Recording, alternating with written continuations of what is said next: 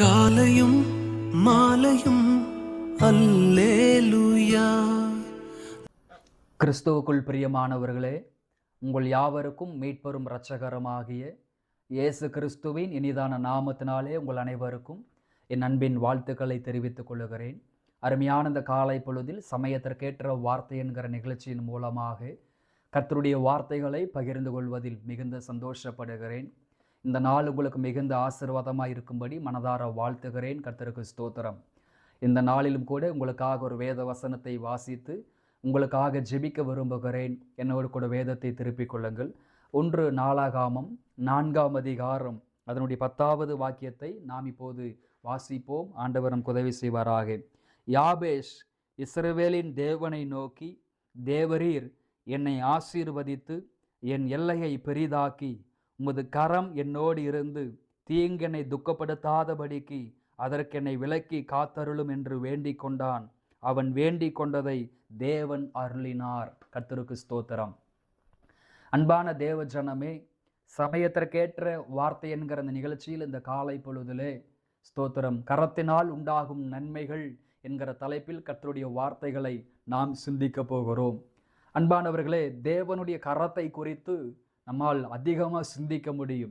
தேவனுடைய கரத்தில் விலையேறப்பட்ட ஆசீர்வாதங்கள் உண்டு. தேவனுடைய கரத்தில் விலையேறப்பட்ட நன்மைகளும் இருக்கிறது. கர்த்தருக்கு ஸ்தோத்திரம். வலதகரம் என்பது ஸ்தோத்திரம், வலதகரம் என்பது மிகப்பெரிய அதிகாரத்திற்கு அடையாளமா, மிகப்பெரிய பலத்திற்கு அடையாளமா இருக்கிறது. இந்த இடத்துல கவனித்து பார்க்கும் பொழுது யாபேஸ் ஒரு காரியத்திற்காக ஜெபிக்கிறார். யாபேஸ் என்றால் துக்கம், துக்கத்தின் மகன் என்ற அர்த்தம். ஆனால் அந்த எபிரேயருடைய வாழ்க்கையில கவனித்து பார்க்கும் பொழுது பெயருக்கேற்ற பிரகாரம்தான் வாழ்க்கை இருக்கும் என்று அவர்கள் சிந்திக்கிறவர்கள். பெயர் எப்படியோ அப்படித்தான் வாழ்க்கையும் இருக்கும் அப்படின்னு நினைக்கிறவங்க. அப்ப யாபேஸ் என்று சொன்னால் துக்கத்தின் மகன். அப்ப இவன் வாழ்க்கையில துக்கம் மாத்திரம்தான் இருக்கும், துக்கத்திற்குண்டான காரியங்கள் மாத்திரம்தான் இருக்கும் என்று சொல்லி அநேகர் நினைத்து கொண்டிருந்தாங்க. ஆனால் யாபேசோ தேவனை நோக்கி ஒரு காரியத்தை சொல்லுகிறார்.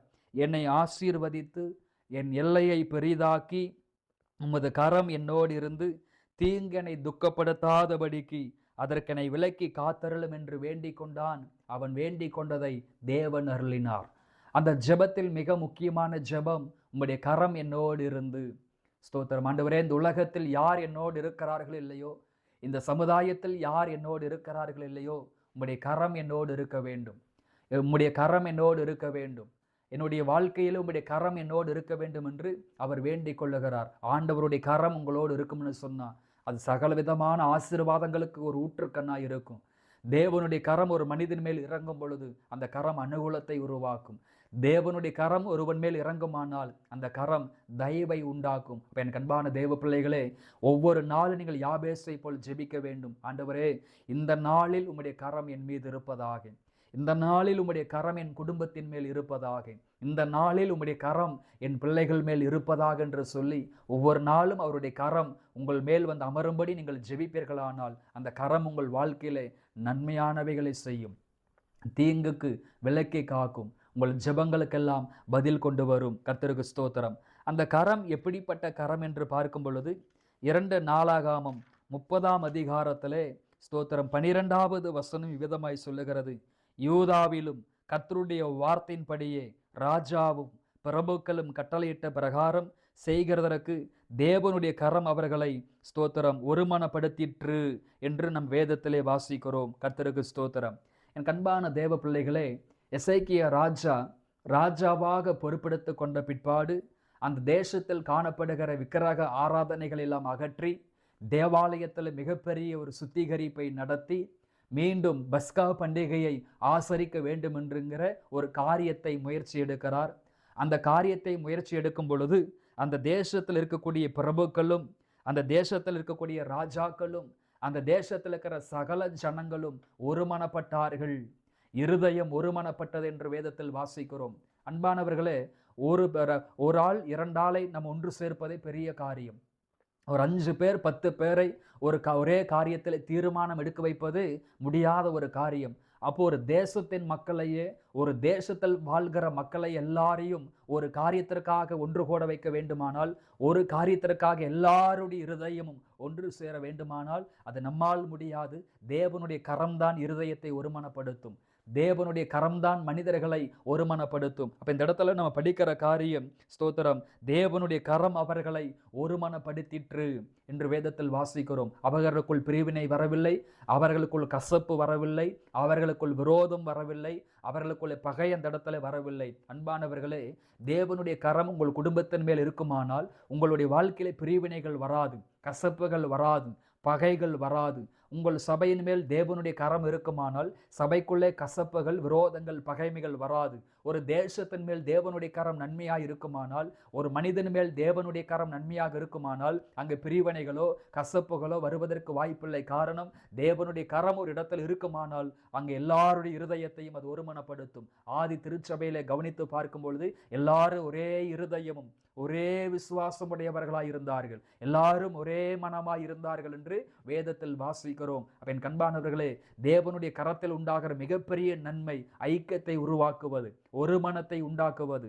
தேவனுடைய கரம் பிரிவினைகளையும் கசப்புகளையும் மாற்றி போடுகிறது. அப்போ ஒவ்வொரு நாளும் தேவனுடைய கரம் நம் மீது நன்மையாக அமருமானால் அது ஒரு மனத்தை உண்டாக்கும். சபைகளிலே ஒரு மனத்தை உண்டாக்கும், ஊழியத்தில் அது ஒரு மனத்தை உண்டாக்கும், குடும்பத்திலே வாழ்க்கையிலே அது ஒரு மனத்தை உண்டாக்கும். கர்த்தருக்கு ஸ்தோத்திரம். இரண்டாவதாக, தேவனுடைய கரத்திலிருந்து உண்டாகிற ஆசீர்வாதங்களை குறித்து படிக்கும் பொழுது 104வது சங்கீதத்திற்கு வருவோம். 104வது சங்கீதத்திலே 28வது வசனத்தை நாம் வாசிக்க போகிறோம். ஆண்டவர் நமக்கு உதவி செய்வாராக. நீர் கொடுக்க அவைகள் வாங்கி கொள்ளும், நீர் உம்முடைய கையை திறக்க அவைகள் நன்மையால் திருப்தியாகும் என்று வேதத்தில் வாசிக்கிறோம். கர்த்தருக்கு ஸ்தோத்திரம். இரண்டாவதாக, அவருடைய கரம் நன்மையால் நம்மை திருப்தியாக்கும், நன்மையால் திருப்தியாக்கும். ஒரு மனிதன் ஜெபிக்கும் பொழுது தேவனுடைய கரம் அவன் மேல் வந்து அமருகிறது. ஒருவனுடைய தனிப்பட்ட வாழ்க்கையிலும் சரி, குடும்ப வாழ்க்கையிலும் சரி, சமுதாய வாழ்க்கையிலும் சரி, ஊழிய காரியத்திலும் சரி, ஒருவன் தேவனை தேடுகிற மனிதனாய் இருந்தால், தேவ சமூகத்திலே தரித்திருக்கிற ஒரு மனிதனாய் இருந்தால், அவன் மீது தேவ கரம் கட்டாயமா வந்து அமரும். அந்த தேவனுடைய கரம் அவன் மீது வந்து அமருகிற பொழுது அந்த கரத்தில் உண்டாகிற நன்மையினால் அவனை கர்த்தர் திருப்தியாக்குவார். கர்த்தருடைய கரம் அவனை போஷிக்கும் என்று வேதத்தில் வாசிக்கிறோம். ஒரு தகப்பன் தன் பிள்ளைகளுக்கு நன்மைகளை வாரி வழங்குவது போல, தகப்பன் தனக்கு உண்டானவைகளை பிள்ளைகளுக்கு தருவது போல, பிதாவாகிய தேவனும் நம்முடைய ஜனங்களை போஷிக்கிறவராய் இருக்கிறார். ஸ்தோத்திரம். ஆகாரத்தினால் திருப்தியாக்குகிறார், பொருளாதாரத்தினால் திருப்தியாக்குகிறார், நன்மைகளால் கர்த்தர் திருப்தியாக்குறார். இஸ்ரவேல் மக்கள் இறைச்சியை கேட்டபொழுது காடைகளை கொண்டு வந்து குவிய பண்ணினார், மன்னாவை கொடுத்தார் என்று வேதத்தில் வாசிக்கிறோம். அவர் குறைவுகளை எல்லாம் நிறைவாக்குகிற தேவனாய் இருக்கிறார். ஸ்தோத்திர. ஜீவனுள்ள நாளெல்லாம் நன்மையும் கிருபையும் என்னை தொடரும் என்று வேதத்தில் வாசிக்கிறோம். கர்த்தரை தேடுகிறவர்களுக்கோ ஒரு நன்மையும் குறைவுபடாது என்று வேதத்தில் வாசிக்கிறோம். என் கண்பானவர்களே, ஒவ்வொரு நாளும் தேவனுடைய கரம் நம் மீதும் குடும்பத்தின் மீதும் பிள்ளைகள் மீதும் அமரும்படியாக நம் ஜெபிக்கும் பொழுது அந்த தேவனுடைய கரம் நம் மீது வைக்கப்படுகிறது. தேவனுடைய கரம் நம் மீது வைக்கப்படும் பொழுது எல்லா குறைவுகளும் நிறைவாக்கப்படும். கர்த்தர் நன்மையினால் நம்மை திருப்தியாக்குவார். கர்த்தருக்கு ஸ்தோத்திரம். அடுத்ததாக, அந்த கரம் எப்படிப்பட்ட கரம்? சங்கீதங்களின் புஸ்தகம் 18வது சங்கீதத்திற்கு வருவோமானால் 18வது சங்கீதம் அதனுடைய 35வது வசனத்தை நாம் வாசிக்க போகிறோம். ஆண்டவர் நமக்கு உதவி செய்வாராக. உம்முடைய ரட்சிப்பின் கேடகத்தையும் எனக்கு தந்தீர், உம்முடைய வலதுகரம் என்னை தாங்குகிறது, உம்முடைய காருண்யம் என்னை பெரியவனாக்கும் என்று வேதத்தில் வாசிக்கிறோம். அப்ப நான்காவது, தாங்குகிற கரமாய் இருக்கிறது. நீங்கள் ஒவ்வொரு நாளும் தேவனுடைய கரம் உங்கள் மீதும் குடும்பத்தின் மீதும் பிள்ளைகள் மீது அமரும்படி ஜெபிக்கும் பொழுது அந்த தேவனுடைய கரம் உங்கள் மேல் வைக்கப்படுமானால் அந்த கரம் உங்களை தாங்குகிற கரமாய் இருக்கிறது. அந்த கரம் உங்கள் குடும்பத்தை தாங்கும், உங்கள் பிள்ளைகளை தாங்கும், அந்த கரம் ஊழியங்களை தாங்கும், அந்த கரம் நிச்சயமாகவே தனிப்பட்ட வாழ்க்கையை தாங்கும். அப்ப வலது கரம் என்பது அதிகாரத்திற்கு ஒரு அடையாளமாக, பலத்திற்கு ஒரு அடையாளமாய் இருக்கிறது. அப்ப தேவனுடைய வலது கரம் பராக்கிரமம் உள்ள கரமாய் இருக்கிறது. தேவனுடைய வலது கரம் அதிகாரம் உள்ள கரமாய் இருக்கிறது. அப்போ ஒவ்வொரு நாளும் யாபேஸ் போல ஜெபிக்கும் பொழுது அந்த வல்லமையுள்ள கரம், பராக்கிரமம் உள்ள கரம், அதிகாரம் உள்ள கரம் உங்கள் மேல் அமருகிற பொழுது அந்த கரம் உங்களை தாங்குகிற கரமாய் இருக்கிறது. அப்போஸ்தலர் 4:10 வாசிக்கிறோம், அந்த தேவனுடைய கரம், ஆண்டவருடைய கரம் உங்களை குணமாக்குகிறது.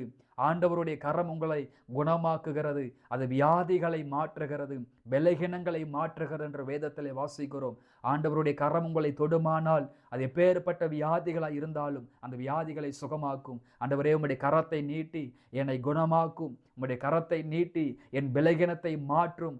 உம்முடைய கரத்தினால் என்னை சுகமாக்கும் என்று ஜெபிக்கும் பொழுது அவர் நம்மை சுகமாக்குவதற்கு வல்லவராய் இருக்கிறார். தேவ கரத்தினால் உண்டாகிற நன்மைகள் அது ஒரு மனத்தை கொண்டு வருகிறது. தேவனுடைய கரம் நம்மை திருப்தியாக்குகிறது. தேவனுடைய கரம் நம்மை தாங்குகிறது. தேவனுடைய கரம் நம்முடைய வியாதிகளை பலகீனங்களை குணமாக்குகிறது. ஆதலால் ஒவ்வொரு நாளும் அதிகாலையில் எழும்பி, ஆண்டவர், இந்த நாளில் உம்முடைய கரம் என் மீது நன்மையாக வைக்கப்படட்டும், தீங்கனை துக்கப்படுத்தாதபடி என்னை காத்தருளும் என்று நாம் ஜெபிக்கும் பொழுது நாம் வேண்டிக் கொள்வதை கர்த்தர் நமக்காக அருளுவார். தேவனுடைய கரம் ஜெபத்திற்கு பதிலை கொண்டு வரும். கர்த்தருக்கு ஸ்தோத்திரம். ஜெபிப்போம். அன்பின் பரலோக பிதாவே, ஆசீர்வாதமான இந்த காலை பொழுதற்காக உமக்கு நன்றி செலுத்துகிறோம். ஆண்டவரே, தேவனுடைய கரத்தினால் உண்டாகிற நன்மையை குறித்து நாங்கள் சிந்தித்திருக்கிறோம். உம்முடைய கரத்தினால் உண்டாகிற நன்மை இந்த பிள்ளைகளுடைய வாழ்க்கையில் உண்டாகட்டும்.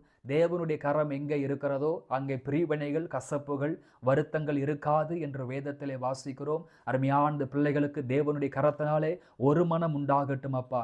கணவன் மனைவிக்குள்ளே ஒரு மனம் உருவாகட்டும். பெற்றோர்கள் பிள்ளைகளுக்குள்ளே ஒரு மனம் உருவாகட்டும். கர்த்தருக்கு ஸ்தோத்திரம். அதே போல அப்பா, சபைக்குள்ளே ஒரு மனம் உண்டாகட்டும். சமுதாயத்திலே, தேசத்திலே ஒரு மனம் உருவாகும்படி நான் மனதார ஜெபிக்கிறேன். எல்லா தடைகளை மாற்றி போடும் தேவனுடைய கரம் திருப்தியாக்குகிற கரம் அப்பா.